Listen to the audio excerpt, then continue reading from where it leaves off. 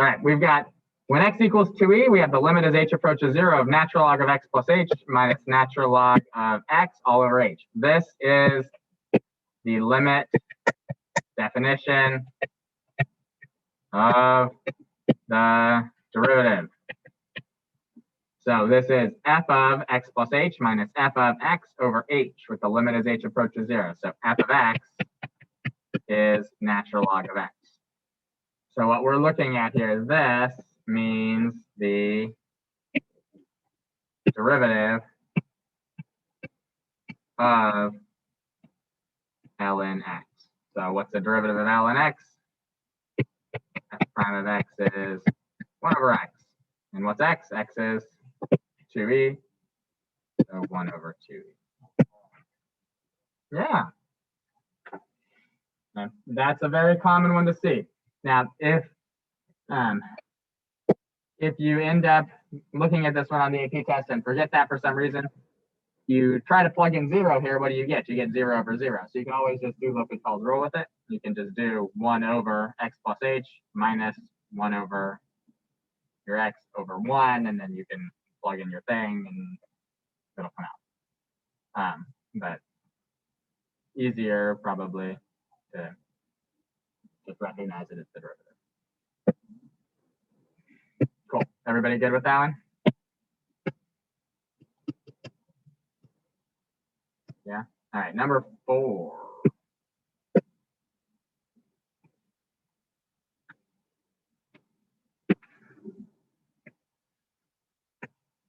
All right. We are given f prime of x is 3x squared plus 2x. We are given f of 2 is 3. We want to find f of 1. So the integral of 3x squared plus 2x dx ought to be what? What is that integral? That should be x cubed plus x squared plus some constant.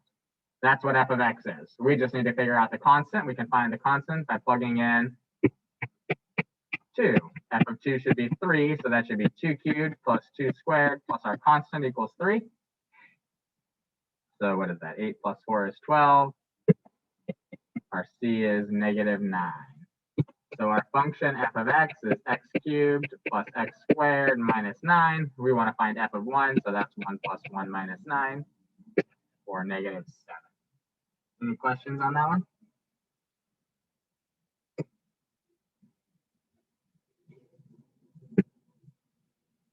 Everybody good there? All right. Number 12.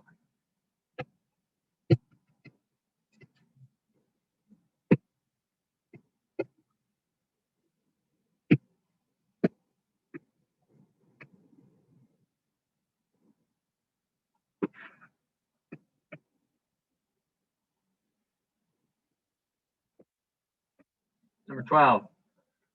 We're looking for dy dx. So the way they have this written makes it look like we should do this implicitly. So let's do that. That should give us 3 when we take the derivative of 3x minus tangent y, which should become minus secant squared y dy dx, and then equals 0. And then we're going to just solve for dy dx. So we'll make this 3 equals secant squared y dy dx.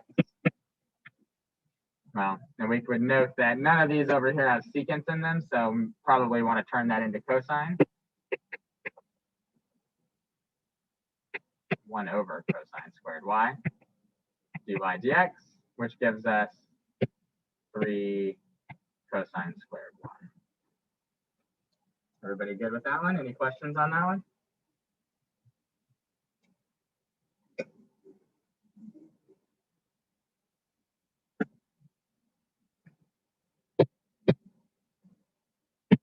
Everyone's good there?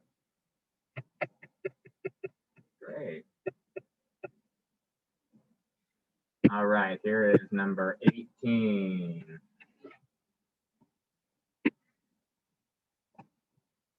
So we have the cube root of x. We're going to use the tangent line to the graph of f at 8, 2 to approximate f of 10. So what is the tangent line to this at 8, 2? Well, first off, f, well, I guess I don't need to write that out. They gave us the point I was going to find f of 8, but they already told it to us. We need to find f prime of 8. So what's f prime of x? F prime of x ought to be the derivative of x to the 1/3, which ought to be 1/3 x to the negative 2/3. And if we're going to evaluate that at 8, this is 1/3 of 8 to the negative 2/3. Well, the negative part of that makes it a fraction, 1/8 to the positive 2/3. The third part of that, of the 2/3, is a cube root. So the cube root of 1/8 is 1/2. And then 1/2 squared is 1/4 times 1/3 is 1/12. So our slope is 1/12. And our tangent line equation ought to be y minus 2 equals 1/12 of x minus 8.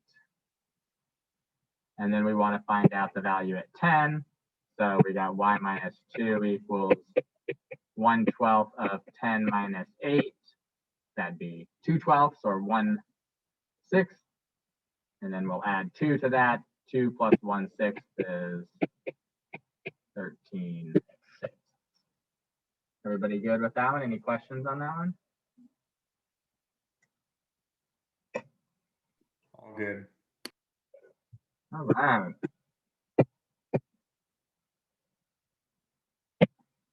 $23.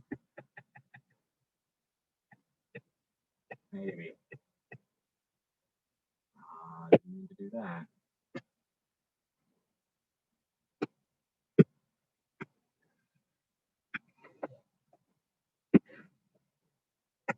All right, they want us to use the u substitution for u equals x plus 1 to rewrite this into a different integral in terms of u. So first off, if u is x plus 1, what is du?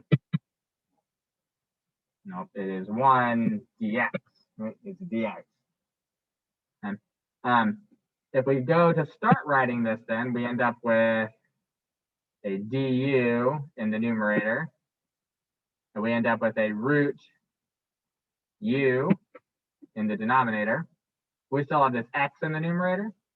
So we need to resolve u equals x plus 1 for x. X equals u minus 1, and that'll give us a u minus 1 in the numerator. First off, we cannot pull a u minus 1 out, so that's not okay.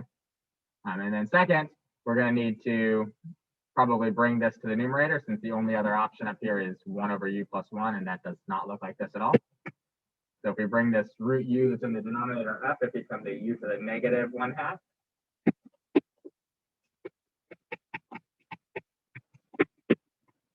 And that makes it pretty clear that it's not this one, that it must be this one. But we should probably show that that's true. U to the negative 1/2 times u to the first. Well, u to the negative 1/2 and u to the first, add the exponents, that's u to the 1/2, and then minus u to the negative 1/2. Which gives us choice C. Any questions on that one? Everybody good with that one?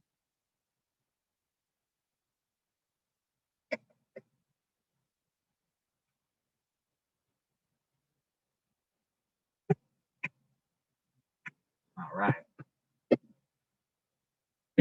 25.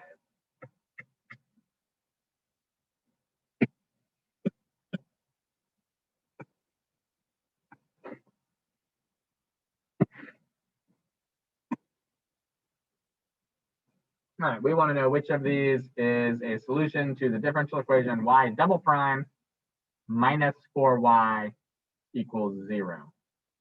So the best way to go about this is to just figure out what y double prime is for each of these, which should be pretty quick and easy. We'll start with A. What's y prime on e to the 2x? What's the derivative of e to the 2x?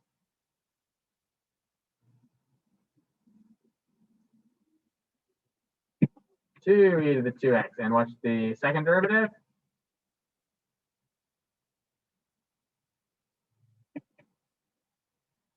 should be 4e to the 2x. It should be really easy to take those derivatives. So we've got y double prime, 4e to the 2x, minus 4 times our original y, e to the 2x equals 0. Well, is that true?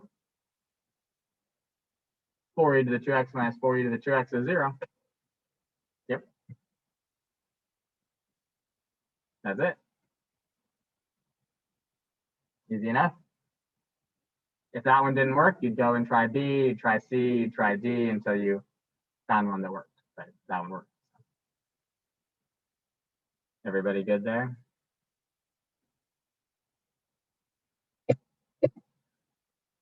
All right, that was, what was that, 25? 88.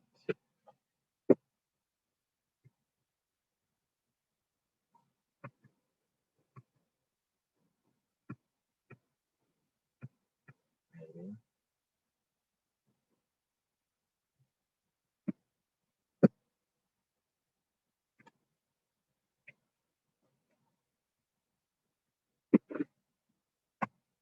All right, here we have a function that is concave down. There's a concave down function. We know that the graph of the secant line passes through the points at 3 and 5, let's say. And that the tangent line hits at 4. And we want to know which of these things is true at 4.2. So at 4.2, we'll call that here, which is the largest, which is in the middle, and which is the smallest? Well, the true value of the function is in the middle. So that eliminates A and B. The approximation from the tangent line is larger than the value of the function. So tangent line larger than function. And the function's value is larger than the value of the secant line there. So it looks like that's choice C. And that's one of the things we've talked about quite a few times, right? Is that the tangent line, depending on the concavity, is either an over or an underestimate. If it's concave down, the tangent line is an overestimate. If it's concave up, the tangent line is an underestimate. And the opposite is true for the secant line. Any questions on that? Everybody good there?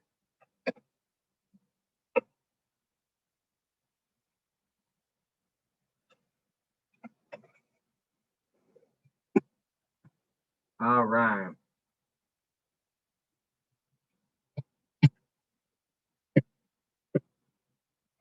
Number 8.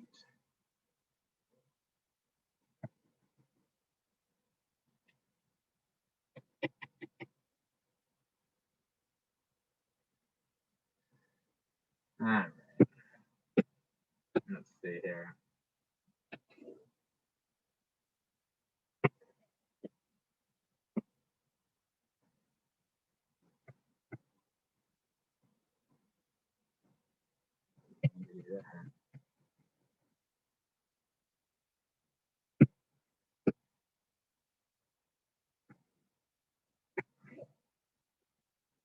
All right.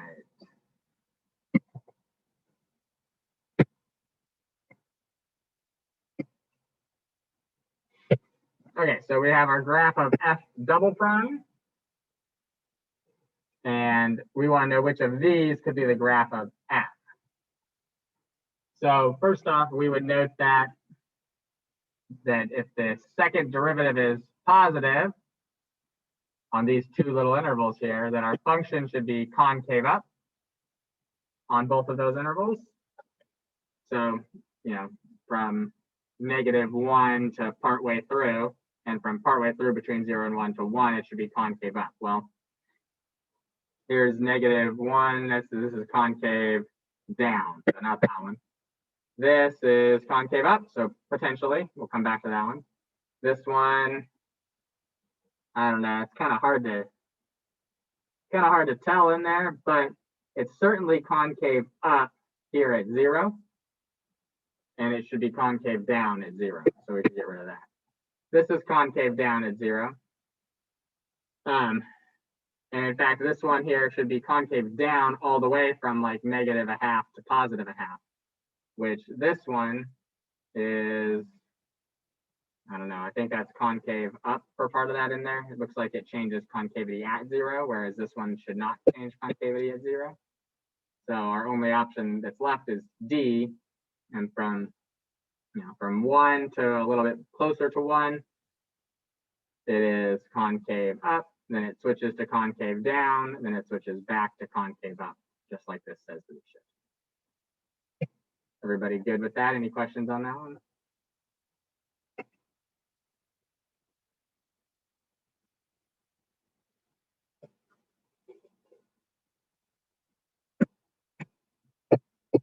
All right. Number 15.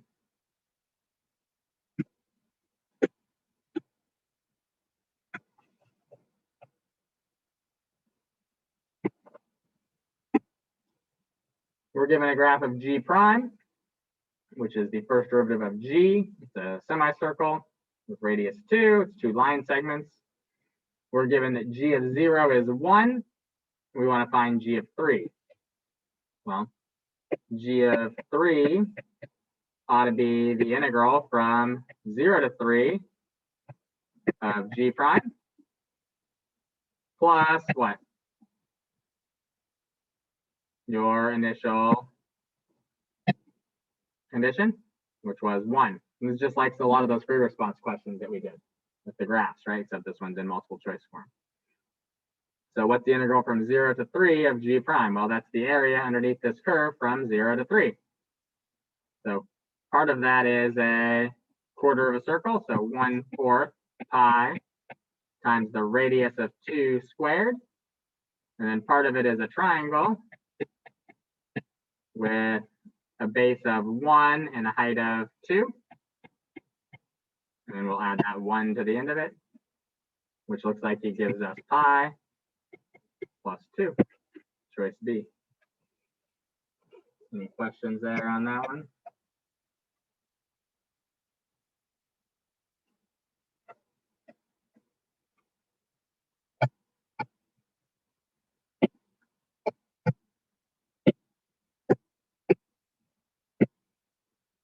All right.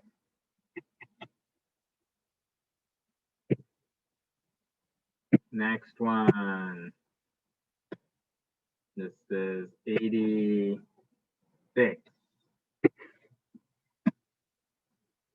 So we're given region R, which is bounded by these two functions.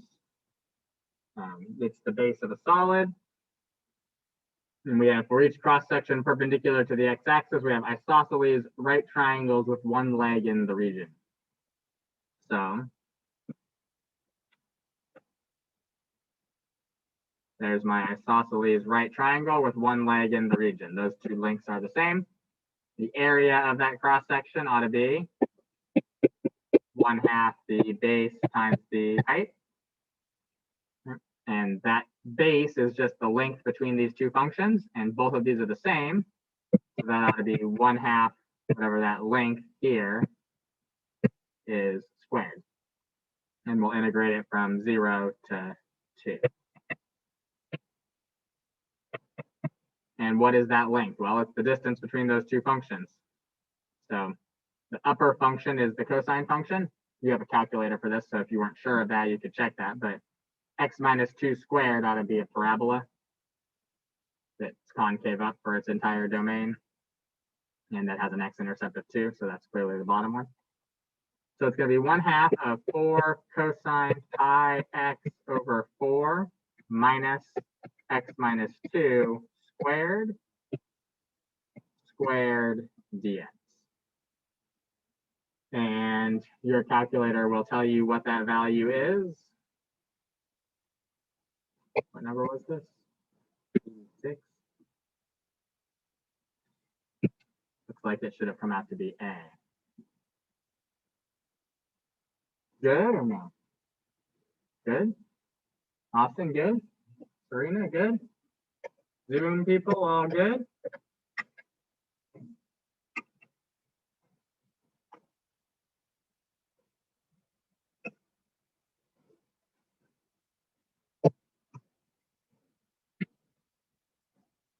Other questions?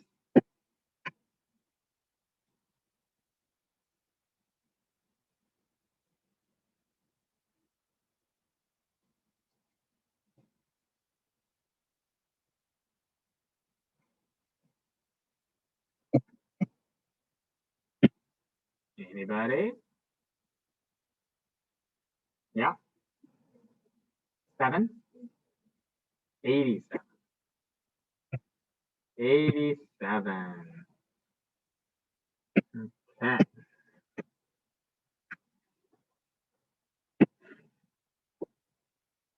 All right, 87.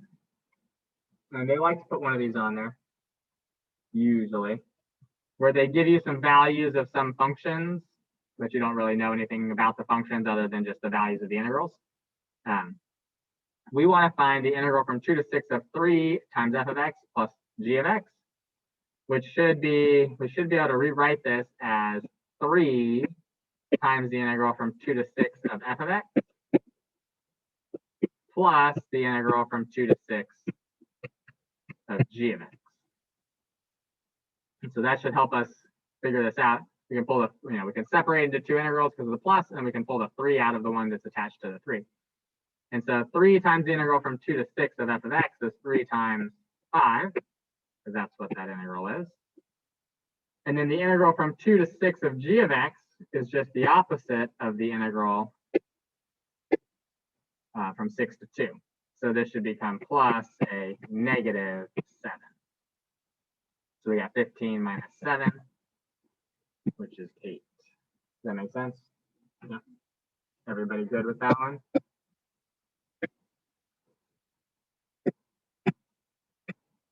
Okay, we got number 13.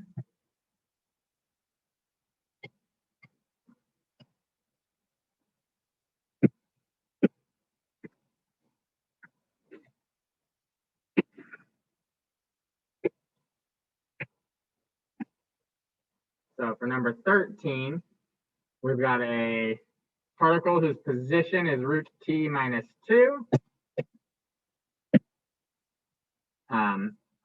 And we want to know between 1 and 16, when is the instantaneous velocity equal to the average velocity? So we've seen them ask this same question quite a few times, I think now, in the free response mostly. So first off, what? Eliminate D. Oh, well, yeah, we could eliminate D because that's not in the interval 1 to 16. That seems reasonable. Okay. All right, so we want the instantaneous velocity to equal the average velocity. Well, what's the instantaneous velocity? That should be the derivative of the position function. So v of t should be 1 over 2 root t. That's what the derivative of root t minus 2 is. And if we want the average velocity, well, the average velocity should be the integral of the velocity function from 1 to 16.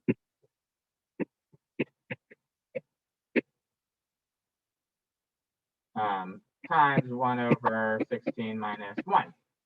If that's our average velocity. The integral of velocity from a to b times 1 over b minus a. So that gives us 1/15 of, and well, what's the integral of our velocity function? It's this root t minus 2 from 1 to 16. So that gives us 1/15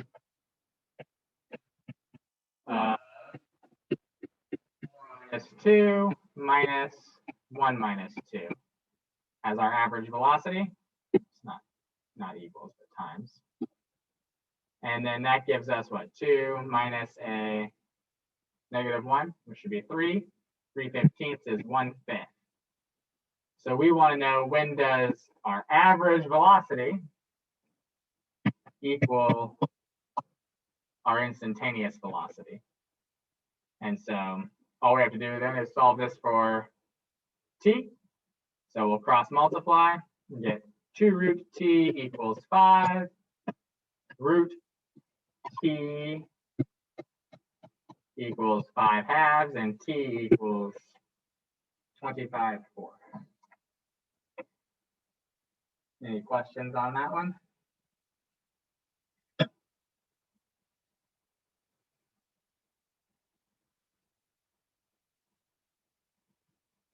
Good with that, Austin?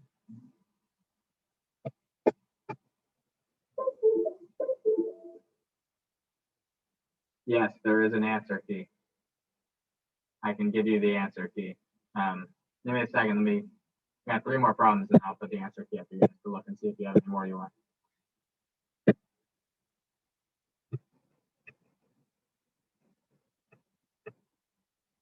All right, next one is 24.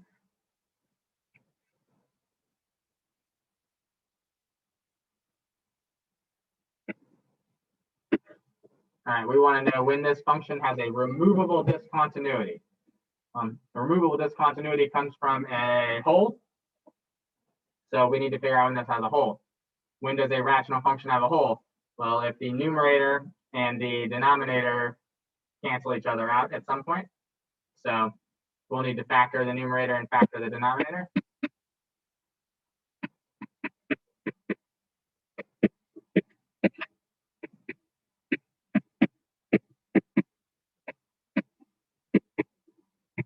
So if we factor those,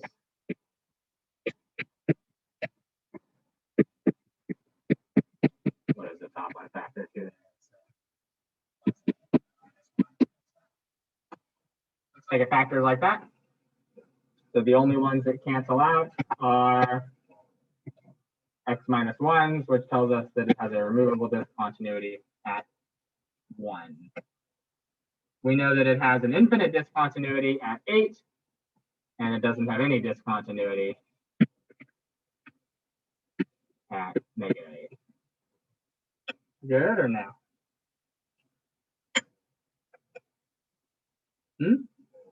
Good, yeah.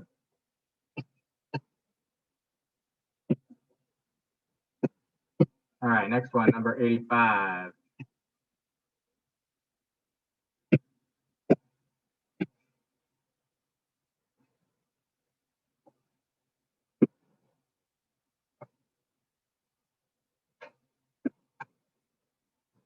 All right, we got a continuous function that is increasing.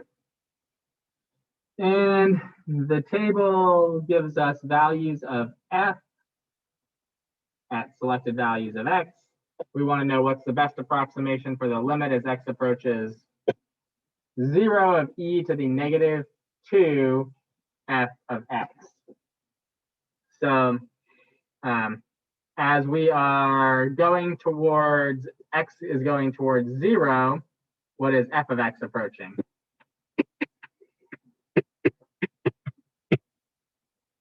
Looks like as x approaches 0, that's coming from the left and from the right, looks like f of x is getting smaller from both sides, approaching 0 from both sides, right? So really what we could do then was we could rewrite this as, and if f of x is approaching 0, what is -2 times f of x is approaching?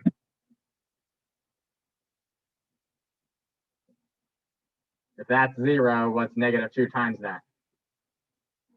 It should be 0 also. So really all we're looking at here is what's going on as that exponent of e becomes 0. Well, what's e to the 0? 1. So it should just be 1. Does that make sense to everybody? Any questions on that one?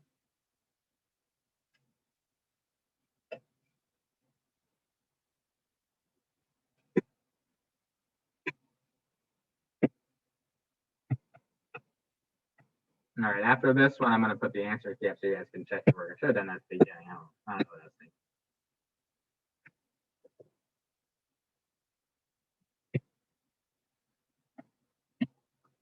All right, here's number 90. We got values of h and h prime. And g is a differentiable function such that h of g of x equals x for all x. Well, what does this mean? If h of g of x equals x for all x.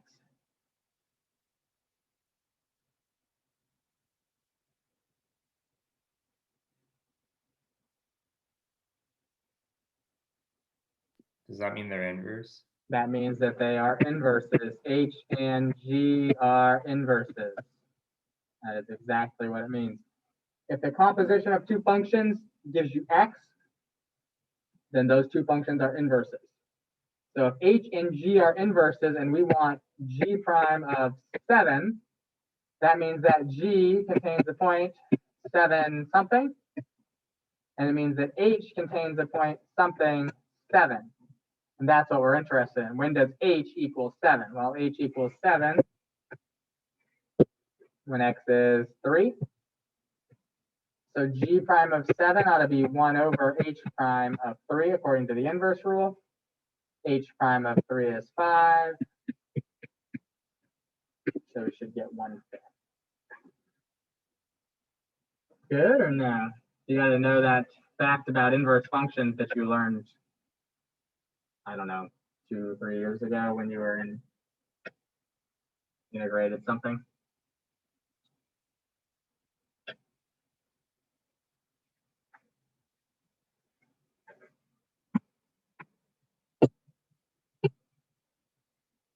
All right. Real quickly.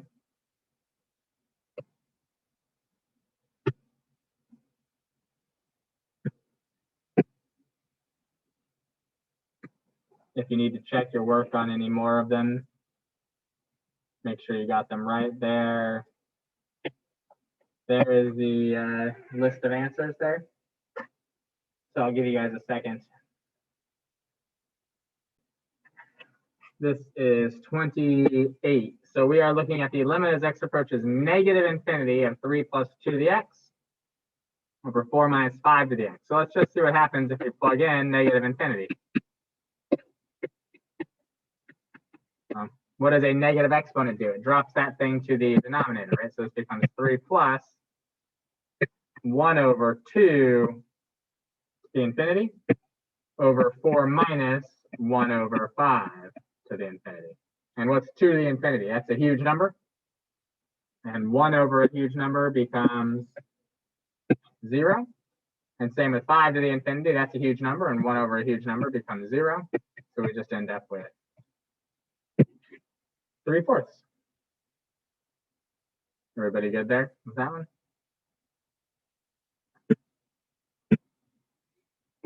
And then 29.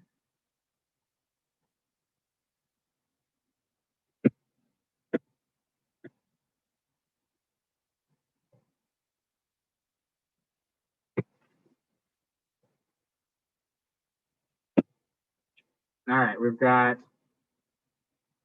the function g, which is the curved one, obviously, and then we've got y equals x, which is the straight line. The functions intersect at 0, 0, 1, 1, and 2, 2. And we want the area enclosed by the graphs, okay? So first off, what we would normally do is we would say, well, we'd integrate from 0 to 1. And then we would take the upper function, which is g of x, and then we'd subtract x. And when we'd add to that, the integral from 1 to 2 of x minus g of x dx. And that looks like that's choice 3. So I think we could at least all agree that choice 3 makes sense. So we could eliminate this one and this one. Then the only other option is that perhaps 2 also makes sense. The absolute value of x minus g of x integrated from 0 to 2. And if we think about that, if we take the absolute value of x minus g of x, well, x minus g of x is, that's the same thing as taking one of the functions minus the other one. But if we take the absolute value, it's going to, certainly that's going to make this, each of those areas positive. It's going to mean that x minus g of x should be the same as the absolute value of g of x minus x. So if they intersected at 1, 1, and I did the part from 0 to 2, both this and this should be the same values as each of these. And so therefore this one should also be the same. So it should be choice D. And number 1 doesn't work because we're doing x minus g of x, and then we're taking the absolute value of that. And it's got to be the absolute value to find the distance between the two of them to make that always a positive value, rather than just turning whatever your result is into a positive value at the end. Because if we do just x minus g of x from 0 to 2, that's going to come out to be 0, isn't it? If I do x minus g of x, this little piece is negative, this little piece is positive, and it looks like those are the same, so that would probably come out to be 0. And then that would not make any sense. Does that make sense, everyone, or no?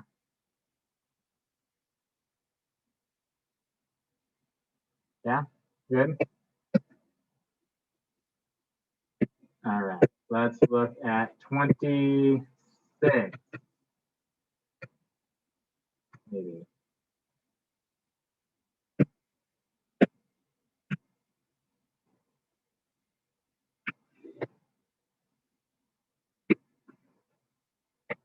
I missed the bottom of that a little bit. Oh well. All right, we've got a table with values of f of x, and we know that f has 2 critical points between 10 and 14. We want to know which of the following must be true. So if f of x has 2 critical points between 10 and 14, that means that f prime must equal 0 twice on that interval, right? We'll say twice. Cool. So let's see. Let's look at our options. F of x is greater than 0 for all x in the open interval from 10 to 14. Well, it looks like it's always greater than 0. Right? And let's see. This is going to have gone down from 5 to 2, up from 2 to 3. So somewhere between 10 and 12, we must have hit a local minimum. We must have had our place where the derivative equaled 0. But did it have to be at 11 when x was, or when f of x was equal to 2, or could this have gone down to like, at 10.5? Could that have been negative 7? And that would still work, right? It'd go down and then come back up, and we'd still have that critical value. So there's nothing in there saying that these values couldn't have gone below 0. So we can eliminate choice A.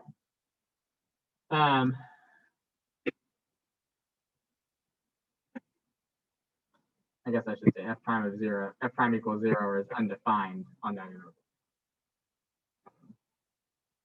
Twice. We got f prime exists for all x in the open interval for 10 to 14. And then we got f prime is less than 0 for all x in the interval 10 to 11. So let's think about both of those. If f prime of x is going to be less than 0 for everything between 10 and 11, that would mean that the slopes are negative always between here. And if I were to go down and have a positive slope somewhere between 10 and 11, that would mean, let's say that this was, instead of going from 5 straight down to 2, it might go up to like 5 to 6 and then back down to 2. We'd have to have a positive slope in there. So that would tell us that we'd be going up somewhere between 10 and 11, which would tell us that we would have to be going back down here to get down to 2, which would tell us that if we had a local, that would tell us that there was a local maximum there. And if we had a local maximum there, that'd be 1 place where we had a critical value. And if we were going back up here from 2 to 3, that would tell us that we had a local minimum. That'd be a second place. And then we'd be going up to 6, and then we'd be going back down again, which would tell us that we'd have a third one. So it doesn't seem like we should be able to have a value where this is going up. So it seems like that must be true.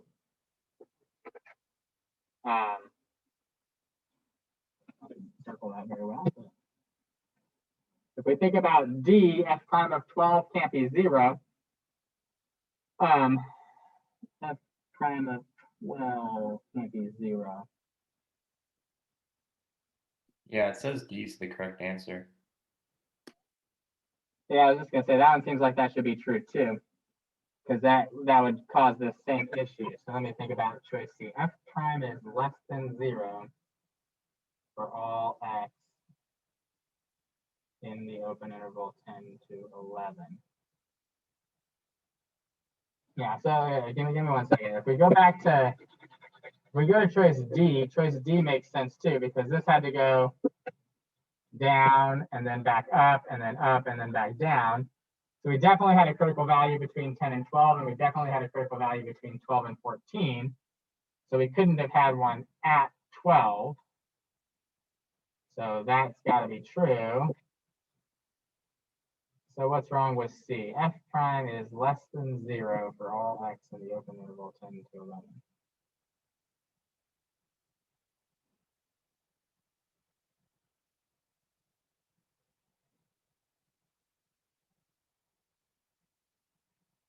Oh, because this could have gone, I don't know what I was thinking. This could have gone down to like 1 between 10 and 10 and a half, just like we said with the first one. So if at 10 it was 5, and then if let's say at 10 and a half it was 1, and then at 11 it was back to 2, and then at 12 it was back to 3, just like this is showing. That's still giving us that single critical value between 10 and 12, right? We've gone down this whole time. We've had slopes that were negative, but then we might have had a positive slope between 10 and a half and 11 to get back up to 2, but we still just have the 1 critical value. So that one doesn't have to be true. And then B, nothing says that this has to exist, that the derivative has to exist. We're just looking for places where the derivative is 0 or undefined. It says it's continuous, but it doesn't say that the derivative is continuous or that it is differentiable. So we can eliminate B.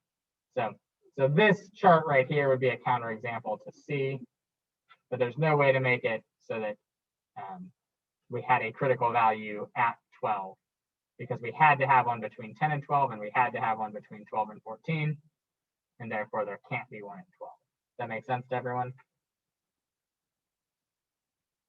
That one took a little thought. Good or no?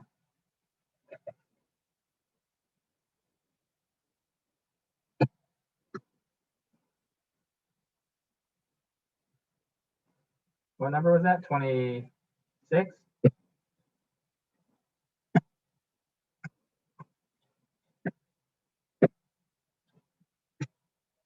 All right, number 7 is the next one.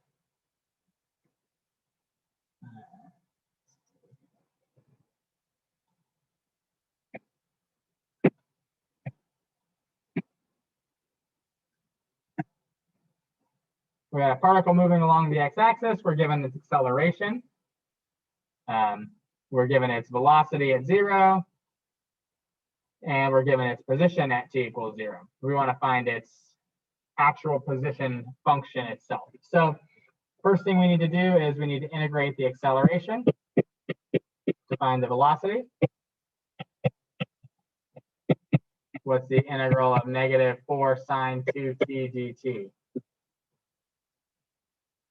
Takes a u substitution, but you should be able to do that pretty easily by now, right? U equals 2t.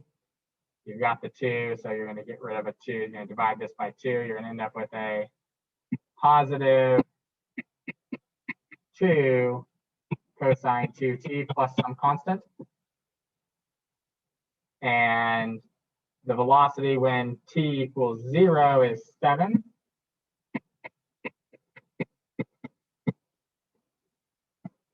Which gives us what for our constant? Should be 5. So we've now got v of t is 2 cosine 2t plus 5. And we'll integrate that to find the position function. Integral of 2 cosine 2t ought to just be sine of 2t, and then plus 5t plus some other constant. And when t is 0, the position is 0.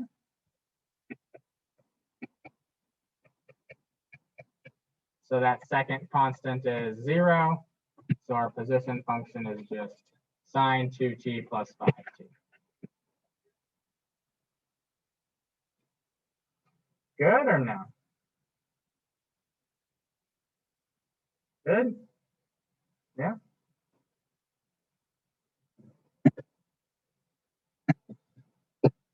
All right, number 14.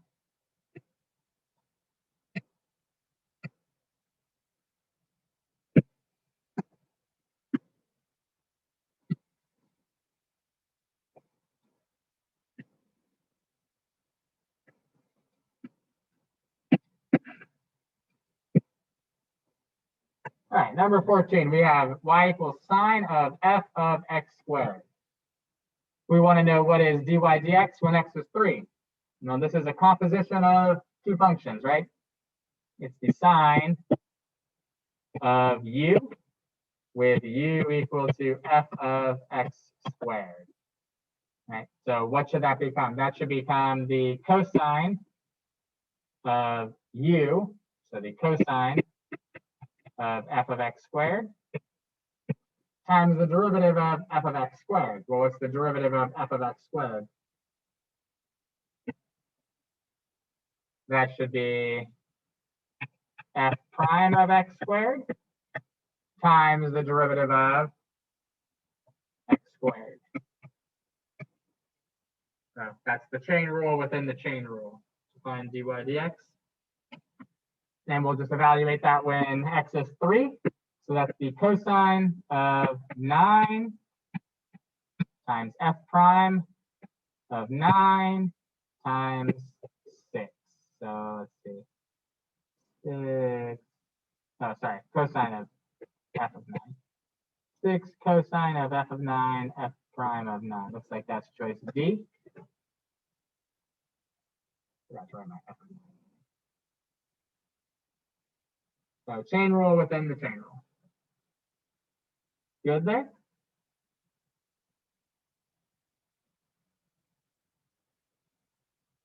Any questions on that one?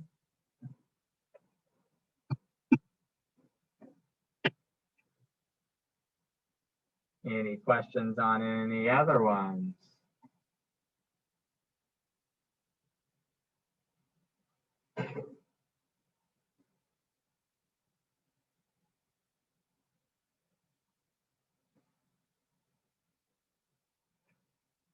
All right.